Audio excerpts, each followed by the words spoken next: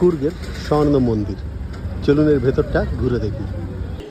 কুর্গের স্বর্ণ মন্দির, এই মন্দিরটি বা বলা ভালো এই মঠটি তিব্বতের বাইরে এবং ভারতবর্ষের মধ্যে সবথেকে বড় একটা স্বর্ণ মন্দির। এর ভেতরে রয়েছে বৌদ্ধ মূর্তি এবং তার দুই সহকারী মূর্তি, তার সহকারী যারা ছিলেন তাদের মূর্তি। তিনটে মূর্তি 60 ফিট লম্বা এবং পুরোটা সোনায় মোড়া, যেখান থেকে এর নাম স্বর্ণ মন্দির। এই মন্দিরটি তৈরি হয়েছিল আজ থেকে অনেক বছর আগে, 1960-এর দশকে, যখন চীন ভারত আক্রমণ করেছিল। তখন তিব্বতের মানুষ, লামা সবাই পালিয়ে ভারতে এসেছিলেন।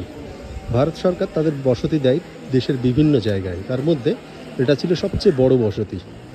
এবং তখন তারা তাদের সোনা দানা যে সমস্ত এনেছিলেন সেই সমস্ত দিয়ে এই বৌদ্ধ মঠটি তৈরি করেন। এই মুহূর্তে দেশের মধ্যে তিব্বতীদের তৈরি সবচেয়ে বড় মঠ এটি দেশের মধ্যে, এবং পুরো পৃথিবীর মধ্যে এই মঠটির স্থান তিব্বতের বাইরে সেকেন্ড। মানে খুবই গুরুত্বপূর্ণ একটি জায়গা তিব্বতী বৌদ্ধ যে সমস্ত মানুষ আছেন তাদের মধ্যে। আপনারা যদি কখনো কুর্গ ঘুরতে আসেন তাহলে অবশ্যই এই মঠটি ঘুরে যাবেন। এখন সময় হয়েছে 12টা এবং এনাদের প্রেয়ারের সময়, যে কারণে ভেতরে আমাদের ঢুকতে দেয়নি। ভেতরে এখন প্রেয়ার হবে। অন্যান্য সময় আমরা এসেছি, ভেতরে গেছি, এখন দরজা দিয়ে দেখা যাচ্ছে। আর আমরা কিছুক্ষণ এখানে ঘুরলাম। এখানে কয়েকটি মঠ আছে, তার মধ্যে এটি একটি, আর এটি হলো মূল, এবং এর পেছন সাইডে আরেকটি। আপনারা যদি কর্ণাটকের আশেপাশে বা ব্যাঙ্গালোরের আশেপাশে ঘুরতে আসেন কর্ণাটকে, অবশ্যই এই জায়গাটি ঘুরে নেবেন। জায়গাটি অত্যন্ত সুন্দর।